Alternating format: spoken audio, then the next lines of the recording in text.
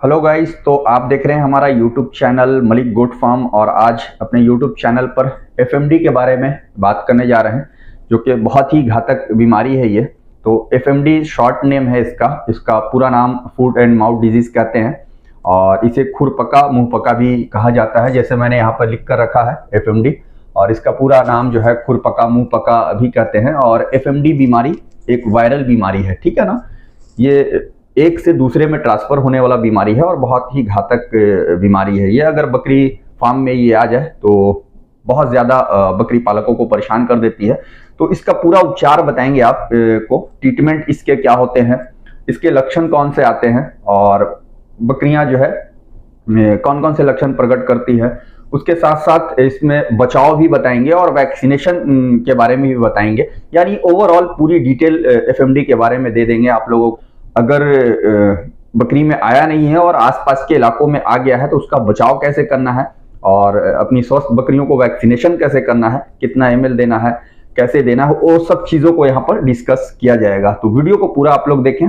उसके बाद जो इसके बीमारी के लक्षण है उसको हम लोग समझेंगे कि क्या क्या लक्षण प्रकट करती, कौन कौन से सिम्टम आते हैं। तो बीमारी के जो लक्षण है, बकरी में तेज बुखार देखने को मिलेगा, 104 से 105 डिग्री तक फीवर जो है इसके अंदर होगा, ठीक है ना। तो तेज बुखार, और उसके साथ साथ मुंह और जीभ पर छाले देखने को मिलेंगे, ठीक है ना। मुंह के ऊपर में और जीभ के अंदर भी छाले देखने को आप लोगों को मिलेंगे इस बीमारी के अंदर में। और ये छाले घाव का रूप ले लेते हैं, ठीक है ना। पहले शुरू के दिनों में छाले देखने को मिलेंगे, बाद में घाव का रूप ले लेता है। खुरों के अंदर में भी जो है घाव हो जाते हैं बकरियों को, और उसके बाद उसमें कीड़े पड़ जाते हैं। तो बहुत गंभीर बीमारी है। उसके और भी कुछ लक्षण है जो आपको बता देता हूं। इसमें कीड़े पड़ जाते हैं और छाले के कारण मुंह से बकरियों के झाग आना शुरू हो जाता है, लार आना शुरू होता है। झाग नहीं, लार जिसे कहते हैं, लार टपकता रहेगा बकरियों के मुंह से। बकरियां खाना पीना इसमें छोड़ देती है। बहुत गंभीर बीमारी है ये। उसके बाद यहाँ पर दुधारू बकरी में दूध उत्पादन क्षमता 70 से 80% कम हो जाता है। यानी बकरियों का दूध भी इस बीमारी में बहुत तेजी के साथ कम होता है। यानी जो बकरी 1 लीटर दूध दे रही है, तो इस बीमारी की अगर चपेट में आ जाती है तो वो 200 से 300 ग्राम ही दूध निकालेगी। 700 से 800 ग्राम उसका दूध भाग जाएगा, खत्म हो जाएगा उसके पास से। तो इतना गंभीर है ये। अच्छा, इस केस में बकरी अबॉर्शन भी कर देती है अगर एफएमडी बीमारी गाभिन बकरियों में आ जाता है। अगर गाभिन बकरी बाड़े के अंदर में है और किसी एक बकरी में आया है, तो गाभिन बकरियों में भी ये बीमारी आने वाला है, क्योंकि पहले ही मैंने बताया कि ये वायरल बीमारी है। तो अगर गाभिन बकरियों में आ जाता है तो ये गाभिन बकरी जो है बच्चे को अबॉर्शन कर देती है, गर्भपात हो जाता है इसमें, ठीक है ना। तो ये कुछ इसमें देखने को मिलेंगे आपको। जैसा कि मैंने यहाँ पर आप लोगों को बताया कि इसमें गर्भपात भी हो जाता है। और उसके बाद इसके एक सिम्टम ये भी देखने को मिलेंगे कि बकरी लंगड़ा कर चलती है, ठीक है ना। इस केस में, एफएमडी वाले केस में, बकरी लंगड़ा कर चलती है। अब लंगड़ाने का कारण क्या हो सकता है? जो उसके पैरों में जख्म बने हैं उसमें दर्द हो जाता है, कई बार सूजन हो जाता है, जिसके कारण बकरियां लंगड़ाना शुरू कर देती है। तो ये भी लक्षण आपको देखने को मिलेंगे। उसके बाद ये जो वायरस है वो फैलता कैसे है, इसको समझने की कोशिश करेंगे। तो आप लोगों को बताता हूं। ये हवा, पानी, चारा और जो है बकरियों के संपर्क में आने से बहुत तेजी से फैलता है। यानी हवा से भी ये बीमारी फैलता है, वायरस फैलता है, ठीक है ना। हवा के जरिए भी या पानी के जरिए भी। कई बार ऐसा होता है कि हम फार्म के अंदर में अपनी बकरियों को जो पानी पिलाते हैं एक बर्तन में, तो उसी बर्तन में अपनी दूसरी बकरियों को भी पिलाते हैं। तो जिसके वजह से ग्रसित बकरियां, जिसमें एफएमडी की ग्रसित बकरियां हैं, अगर वो बर्तन में पानी पी है, तो अगर अच्छी बकरियां पिएगी तो उससे भी फैलेगा, या हवा के जरिए भी आ जाता है, या फिर चारे के जरिए भी। एक साथ खा रही है, एक ही बर्तन में खा रही है बकरियां, एक ही फीडर में खा रही है, तो ये बीमारी उससे भी फैलता है। और फिर ग्रसित बकरियों के संपर्क में आने से, अगर मान ले कोई भाई चराई पर अपनी बकरियों को रखते हैं और किसी गांव में एफएमडी का प्रकोप देखने को मिल रहा है, आपके बाड़े में नहीं आया है, और जब आप चराई पे ले जाते हैं और जो दूसरे गांव के व्यक्ति हैं या दूसरे फार्मर हैं, वो अपनी बकरियों को चराने के लिए लेकर आए हैं, और जब उनकी बकरियां और आपकी बकरियां एक जगह मिलेगी, तो वहां पर भी बकरियां जो है एफएमडी से ग्रसित हो जाएगी। जो बकरियां ग्रसित नहीं है वो भी ग्रसित हो जाएगी। तो ये इसमें देखने को मिलेगा इस तरह से। अच्छा, इसके बचाव और रोकथाम को कैसे करें हम लोग, ठीक है ना, क्योंकि बचाना जरूरी है इसमें। तो बचाव और रोकथाम के लिए सभी बकरी में टीकाकरण अवश्य करें, और 4 महीना से छोटे बच्चों को ये टीका नहीं देना है, ये भी आप लोग ध्यान रखें। तो अभी हम टीका के बारे में बात करेंगे कि ये टीका को कैसे लगाया जाए और क्या क्या इसके जो है प्रतिक्रिया होती है उसको भी बताएंगे, ठीक है ना। तो सभी बकरी में टीकाकरण अवश्य कराएं, और 6 माह के बाद इस टीका को बकरी को दोबारा देना पड़ता है। ये नहीं कि इसको लगा देने के बाद जो है आजीवन बकरियों में एफएमडी का टीका रहता है, ऐसा नहीं है। इसको 6 महीना से रिपीट करना पड़ता है या दोबारा लगाना पड़ता है, दोबारा लगाएं। और बीमार बकरी को स्वस्थ बकरी से अलग रखना है। जैसे पहले ही मैंने बताया आप लोगों को कि जो बीमार बकरी है उस बकरी से स्वस्थ बकरियों को अलग कर दें, ताकि वो बीमारी ज्यादा ना फैले। ये बचाव जरूर करना है। सबसे पहला जो है बचाव में यही चीज आना चाहिए कि जैसे ही आपको ये समझ में आ जाए कि भाई बकरी में एफएमडी आ गया है, तो जो बकरी आया है उसको छोड़ें और बाकी बकरियों को अलग करें। या बीमार बकरी को अलग कर दें या स्वस्थ बकरी को, दोनों में से किसी को अलग कर दें। और वहां के जगह को साफ सफाई आपको करना है, ठीक है ना। साफ सफाई का ध्यान दें, और बकरी के रहने की जगह और बकरी के खाने के बर्तन को साफ करें, ठीक है ना। जो रहने का जगह है उसको साफ करना होगा पीपी से, यानी पोटेशियम परमैंगनेट से। उसके बर्तन जो उसके फीडर हैं उसको आप लोग अच्छी तरह से साफ कर दें, और जहां पर रह रही है बकरियां वहां पर भी साफ करना होगा। अगर कच्ची जगह है तो वहां पर चूने का छिड़काव करें। इस तरह से आप बचाव कर सकते हैं, ठीक है। अब आते हैं वैक्सीनेशन के ऊपर में। तो वैक्सीनेशन, अच्छा यहाँ पर वैक्सीनेशन में आने से पहले एक चीज और बता दूं कि हमारा व्हाट्सएप ग्रुप चलता है जो कि फ्री ऑफ कॉस्ट मैं लोगों के लिए काम कर रहा हूं, ताकि जो नए बकरी पालक हैं और फार्म स्टार्ट कर चुके हैं या करना चाह रहे हैं, तो हमारे ग्रुप में जुड़कर वो बहुत कुछ सीख सकते हैं, बहुत सारी जानकारियां प्राप्त कर सकते हैं। बिल्कुल निःशुल्क है और कहीं कोई पैसा नहीं लगता है, और डेली एवरी डे 2.5 से 3 घंटा तक वहां पर क्लास होता है। तो आप अवश्य उस ग्रुप को ज्वाइन कर लें। यहाँ पर नंबर प्लस हो रहा है, इस नंबर पे मुझे मैसेज करें कि मुझे व्हाट्सएप ग्रुप ज्वाइन करना है गोट फार्मिंग के लिए, है ना। तो गोट फार्मिंग लिखकर वहां पर लिखें कि व्हाट्सएप ग्रुप ज्वाइन करना है। तो खैर, नंबर स्क्रीन पर दे दिया है मैंने। अब आते हैं वैक्सीन लगाने का सही तरीका। सबसे पहले तो तरीके को डिस्कस करने से पहले ये बता दूं कि कोल्ड चैन मेंटेन होना चाहिए, ठीक है ना। कोल्ड चैन मेंटेन नहीं करते हैं तो यहाँ पर कोल्ड चैन मेंटेन होना चाहिए, ठीक है। वैक्सीन को 2 डिग्री सेंटीग्रेड से 8 डिग्री सेंटीग्रेड तक मेंटेन करके रखें। अगर ये कोल्ड चेन मेंटेन नहीं होता है तो वैक्सीन लगाने का कोई फायदा नहीं है बकरियों में, ये हमेशा आप लोग ध्यान रखें। तो कोल्ड चेन जरूर मेंटेन करें। तो अब इसकी जो लगाने की प्रतिक्रिया उसको बता देते हैं। एफएमडी जो वैक्सीन होता है वो कौन से वैक्सीन आपको लेने हैं। तो वैक्सीन जो आपको लेना है वो ट्राइवोवैक का लेना है, जो कि उसके अंदर मल्टीपल वैक्सीन मिल जाते हैं आपको। जैसे में एफएमडी यानी फूड एंड माउथ डिजीज का तो होता है ही एफएमडी का, उसके साथ साथ एचएस और बीक्यू भी मिल जाते हैं। वैसे अगर सिर्फ एफएमडी का लेंगे तो वो भी मिल जाता है, लेकिन अगर एक ही वैक्सीन में 3 वैक्सीन मिल जा रहा है तो आपको अवश्य लेना चाहिए वही। और मैं कोशिश करूंगा कि स्क्रीन के ऊपर मैं आप लोगों को उसका फोटो भी डाल दूं, और नहीं तो आप लोग ग्रुप भी ज्वाइन कर लेंगे, वहां पर मैं अक्सर फोटोज वगैरह और डिटेल वगैरह इन चीजों के बारे में देता रहता हूं। तो आपको वैक्सीन लेना है, और वैक्सीन बिल्कुल तैयार रहता है। ये पीपीआर की तरह इसको तैयार नहीं करना पड़ता है, तैयार रहता है। और इस वैक्सीन को आप 16 नंबर के निडिल से लगाएं, क्योंकि ये गाढ़ा लिक्विड होता है। तो अगर पतला निडिल होगा तो इंजेक्ट तो कर देंगे, लेकिन बहुत तेज जो है नहीं निकल पाता है, बहुत स्लो आता है, गाढ़ा लिक्विड के कारण फंस भी जाता है। तो 16 नंबर का निडिल इस्तेमाल करें आप लोग, ताकि उससे बेहतर तरीके से लग सके, ठीक है ना। तो ये चीज का भी ध्यान रखें आप लोग।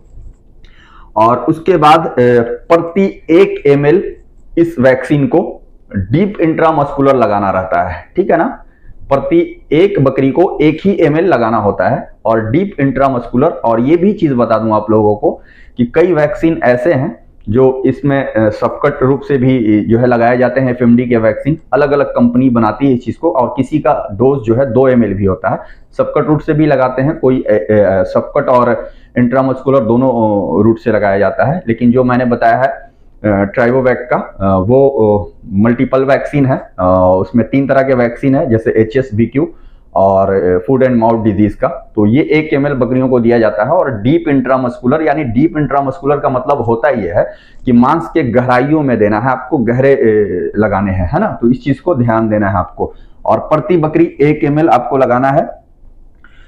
और चाहे वो छोटे बच्चे हो या बड़े, सभी को 1 ml ही लगेगा। और 4 महीना से छोटे को नहीं लगाना है, ये ध्यान रखें आप, ठीक है ना। 4 महीना से ऊपर के जो भी बच्चे हैं या फिर जो बड़ी बकरियां हैं, सभी को 1 ml ही लगेगा। लेकिन ये भी ध्यान रखना होगा, कुछ विशेष चीजों को डिस्कस करता हूं यहाँ पर। बहुत सारे लोग वैक्सीन लगाने के टाइम में ये ध्यान नहीं रखते हैं कि बकरी स्वस्थ होनी चाहिए। बीमार बकरियों को भी बहुत सारे लोग वैक्सीनेशन कर देते हैं, यानी जिसमें FMD आ चुका है, FMD में ग्रसित बकरियां हैं, तो उसको वैक्सीनेशन करते हैं। तो ये गलती ना करें आप लोग। बीमार बकरियों को वैक्सीनेशन नहीं करना है आपको। जो बकरी स्वस्थ है उसी को वैक्सीनेशन करना है। या किसी भी बीमारी में ग्रस्त है वो बकरी, या उसको दस्त हो रहे हैं, फीवर है, सर्दी खांसी, निमोनिया, जुकाम, किसी भी तरह का कोई भी प्रॉब्लम है, बकरी आपकी अगर अस्वस्थ है तो बिल्कुल ये वैक्सीन को ना लगाएं। जब बकरी आपकी स्वस्थ हो जाए तभी इस वैक्सीन को अपने बकरियों में लगाएं, तो बहुत अच्छा रिजल्ट मिलेगा। ये चीज बताना आप लोगों को जरूरी था।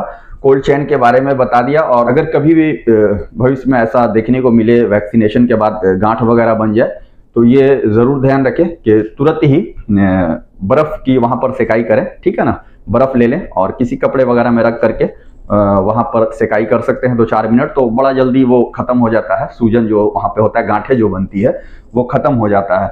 उसके बाद वैक्सीनेशन के बाद कई बकरियों में जो है खाना पीना कम करने की शिकायत देखने को मिलती है, या फीवर वगैरह जो है आता है। तो इससे घबराना नहीं है आप लोगों को। बिल्कुल कभी ऐसा तेज बुखार वगैरह आ जाए तो वहां पर एक आध गोली दे देनी है, बिल्कुल रिकवर हो जाती है, कहीं कोई दिक्कत नहीं है।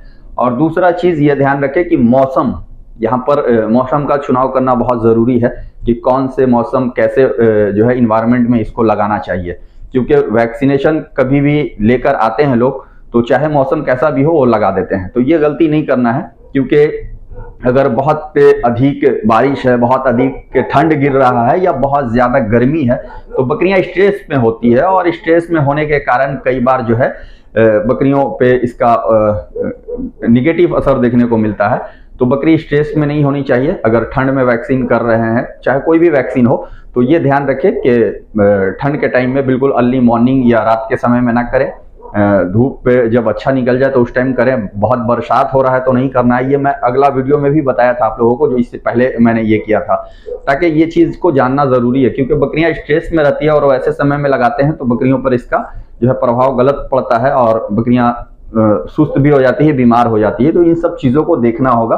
और बारिश के टाइम में ना लगाएं। बहुत बारिश अगर हो रहा है तो, कहने का मतलब ये है, ऐसा नहीं कि पूरे बरसात के महीने में नहीं लगानी है।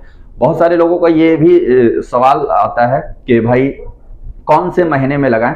तो देखिए, ये वैक्सीन बरसात से पहले अगर कर देते हैं FMD का, तो मैं समझता हूं कि बहुत अच्छा होगा। क्योंकि बारिश में ही ये जो FMD का बीमारी है वो ज्यादा फैलता है। तो बरसात से पहले अगर इसको लगा दे, जैसे अप्रैल या मई के महीने में, तो मैं समझता हूं कि बहुत अच्छा जो है कार्य करेगा आपके बकरियों में।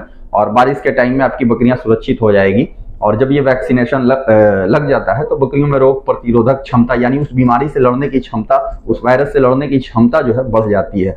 तो ये पूरा इसका डिटेल है। अब बात कर लेते हैं थोड़ा सा ट्रीटमेंट के ऊपर में। ट्रीटमेंट भी यहाँ मैंने आप लोगों के लिए जो है लाया हूँ। तो ट्रीटमेंट में यहाँ पर क्या करना है, सबसे पहले तो ये जान लें कि अगर बकरी में अभी तक कीड़े उत्पन्न नहीं हुए हैं, तो उस समय पोटेशियम परमैंगनेट जो लाल दवा आती है, उसका घोल बना लेना है। और बकरियों के मुंह को साफ करना है अच्छी तरह से। और साफ करने के बाद पैरों को भी साफ करना है, ठीक है। पैर को भी साफ कर लें आप लोग। और ये पहला चीज है, इसको एकदम निश्चित है कि इससे आपको क्लियर करना है, वहां पर साफ सफाई कर लेना है। और अगर पैर में कीड़े पड़ गए हैं, बकरियों के पैर में कीड़े पड़ गए हैं, तो टारपिन का तेल आता है, टारपिन तेल ला करके और उसके अंदर डालेंगे, खुर के अंदर में जहां पे कीड़े पड़े हैं, तो वो कीड़े मर जाएंगे और बाहर निकल जाएंगे, ठीक है ना। तो ये करना है। कीड़े पड़ने पे क्या करना है आप लोगों को, ये ध्यान रखें, लिख लें, नोट भी बना लें आप लोग। कीड़े अगर पड़ जाएंगे तो टारपिन का तेल वहां पर डालेंगे तो बिल्कुल कीड़े निकल जाएंगे और मर भी जाएंगे वहां पे। और शुरुआती में आपको करना यह है कि पोटेशियम परमैंगनेट जो लाल दवा आती है, उससे बकरियों का मुंह साफ करना है, उसके पैरों को साफ करना है। और उसके बाद इंजेक्शन में यहाँ पर आपको क्या इस्तेमाल करना पड़ेगा, इंजेक्शन एक लिसॉल 75 करके आता है, ठीक है ना, जो 30 केजी बॉडी वेट पर 1 ml सबकट रूट से लगाया जाता है।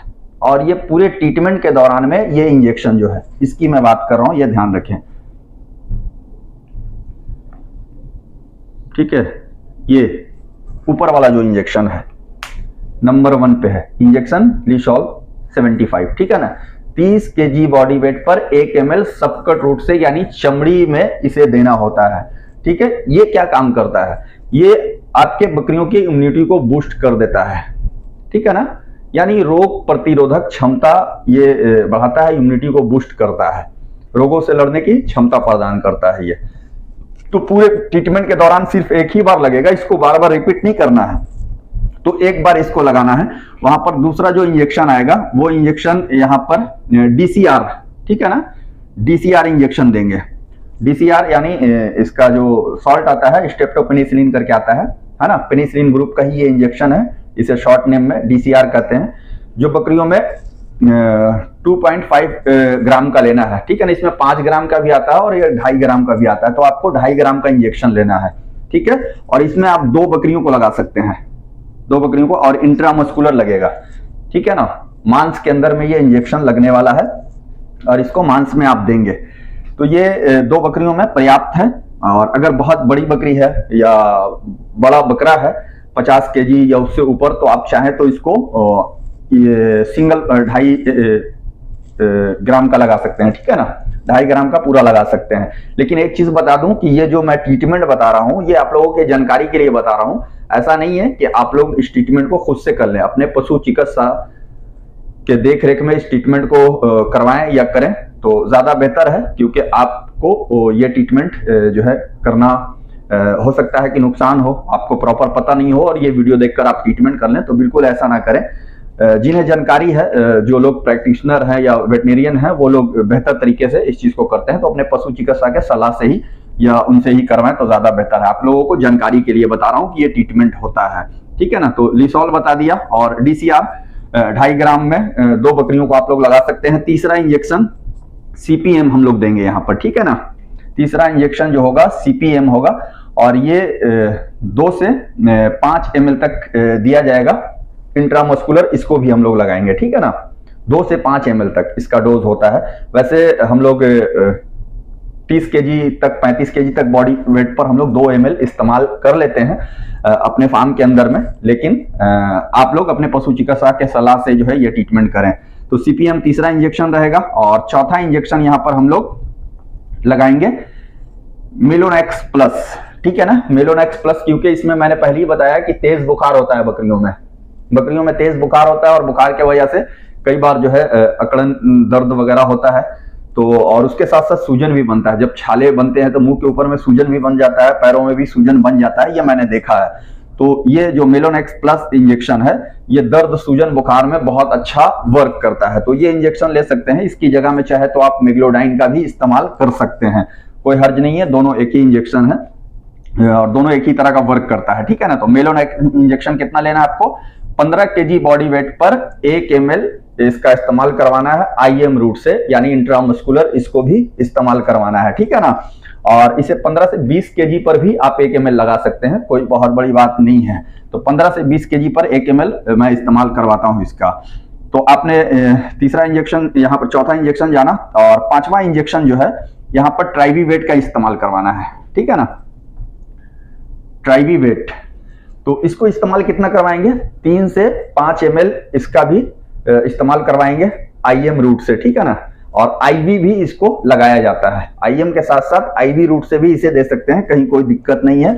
तो ट्राइवीवेट भी 3 से 5 ml इस्तेमाल करवाएंगे और अमूमन इसको भी हम लोग 30 केजी के आसपास की बकरियों में 2.5-3 ml इस्तेमाल कर लेते हैं, कई बार जो है 4 ml 5 ml तक भी इस्तेमाल करते हैं। तो ये कंडीशन वाइज होता है, इसीलिए मैं कह रहा हूं कि भाई आप लोग अपने डॉक्टर के देखरेख में ही इस ट्रीटमेंट को करें और उनके सलाह से करें तो ज्यादा बेहतर है।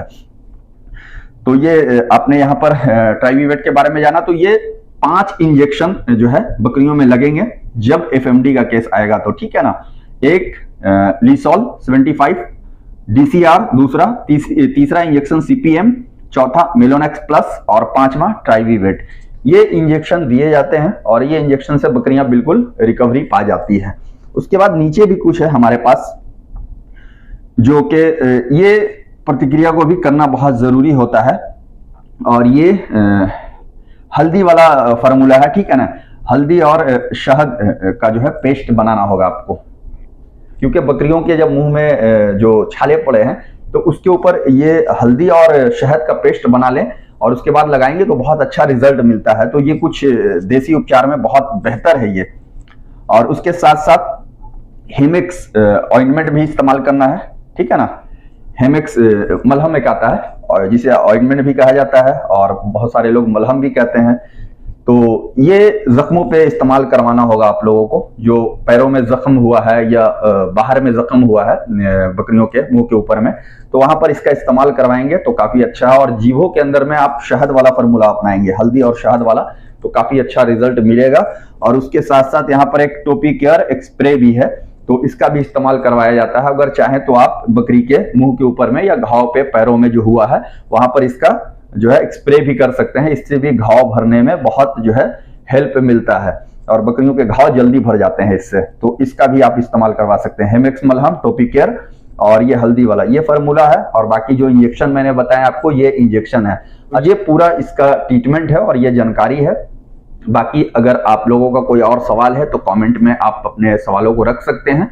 और फिर से कहूंगा कि अगर हमारे व्हाट्सएप ग्रुप को ज्वाइन करना चाहते हैं, बकरी पालन के रिलेटेड जानकारियां चाहते हैं, तो नंबर फ्लश हो रहा है, इस नंबर पे आप मुझे लिख कर मैसेज भेजें कि मुझे गोट फार्मिंग ग्रुप में ज्वाइन होना है या बकरी पालन ग्रुप में ज्वाइन होना है, तो आपको बिल्कुल ज्वाइन करा दिया जाएगा फ्री ऑफ कॉस्ट। तो इस वीडियो को यहीं करते हैं अंत। उम्मीद है कि वीडियो आप लोगों को पसंद आई होगी और जानकारी अच्छी लगी होगी। ये जानकारी दूसरों में भी शेयर करें